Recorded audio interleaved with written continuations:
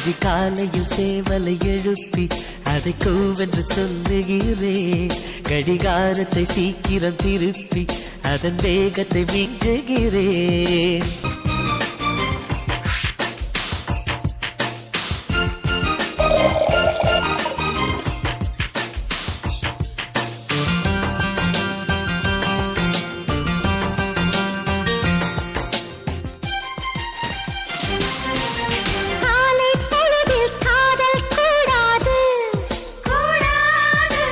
காதல் பொழுதில் வேலை கூடாது, ஆசை நெஞ்சம் ஏங்க கூடாது,